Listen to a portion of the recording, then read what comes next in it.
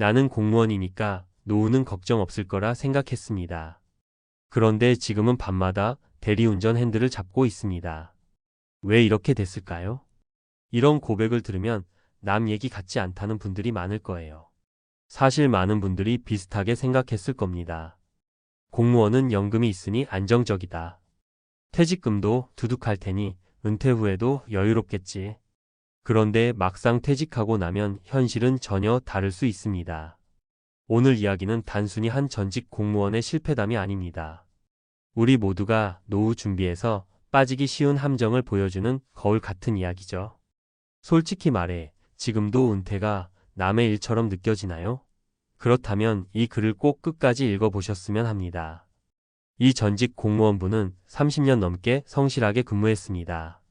지방자치단체에서 근무했기에 주민들한테도 인정받았고 후배들 사이에서도 저 분처럼만 하면 된다는 말까지 들었다고 해요.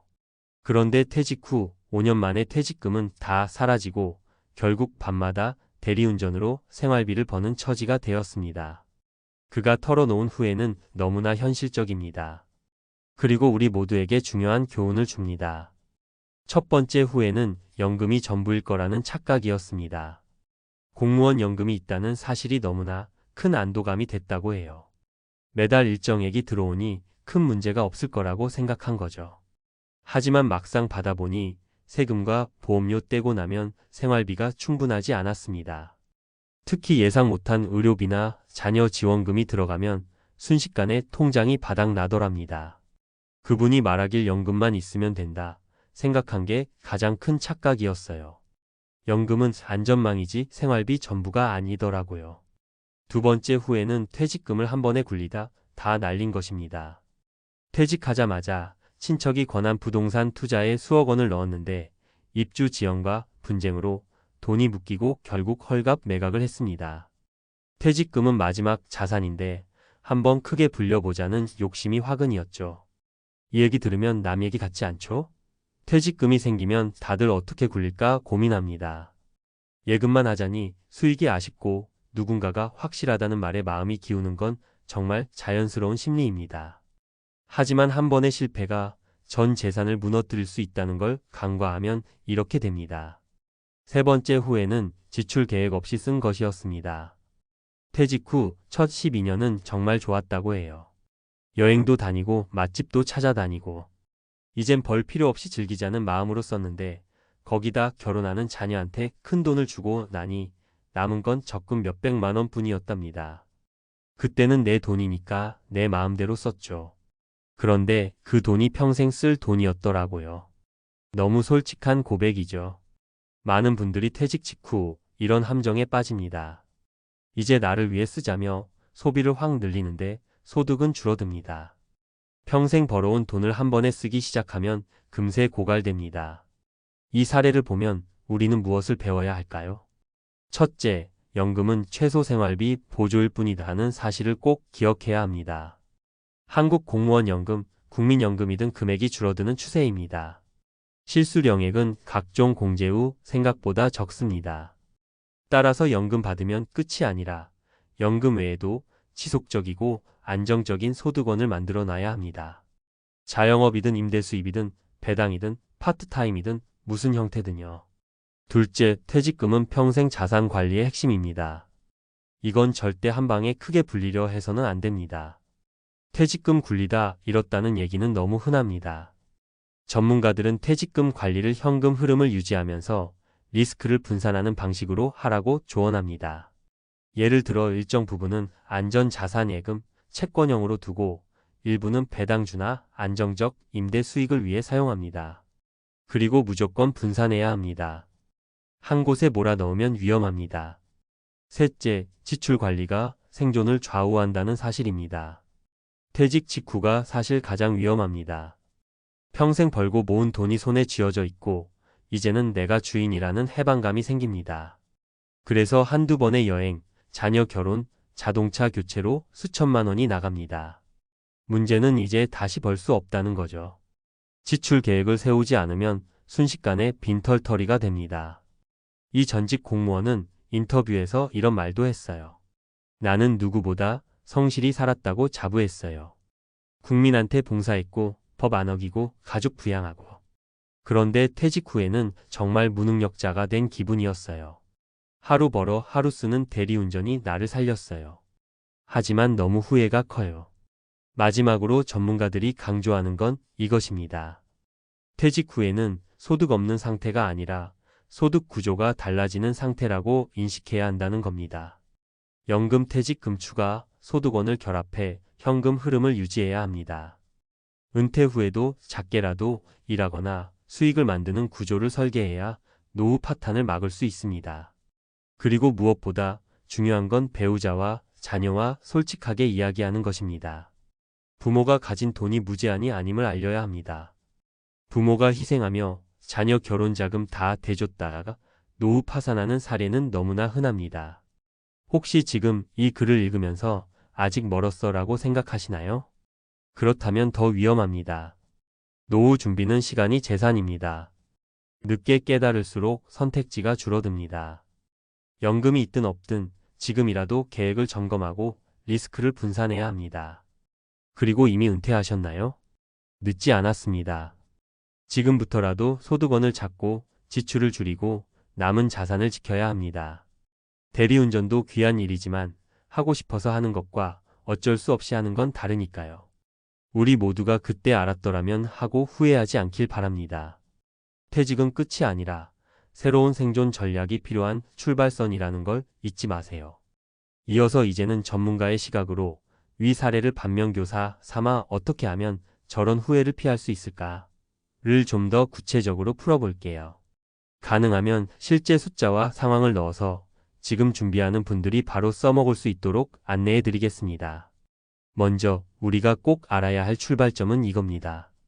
퇴직 후에는 내가 일해서 버는 돈이 사라진다는 사실을 아주 현실적으로 직시해야 합니다. 대신 그 공백을 메우는 게 바로 연금, 퇴직금, 금융자산, 추가 소득이죠.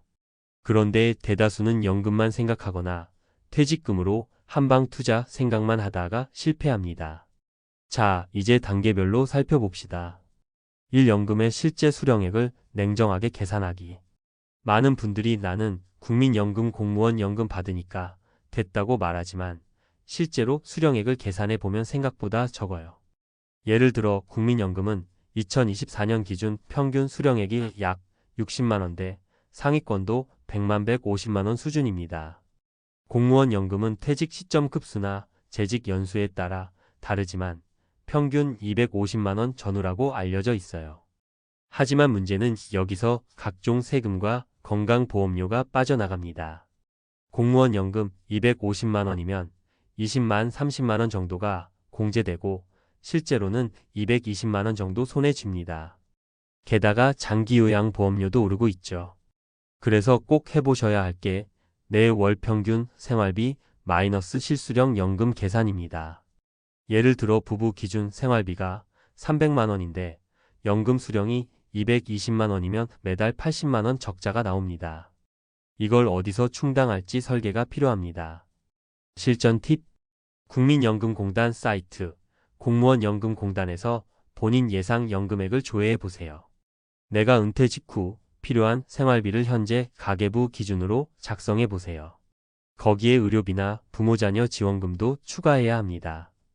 적자액을 정확히 파악해야 그걸 메울 계획을 세울 수 있어요.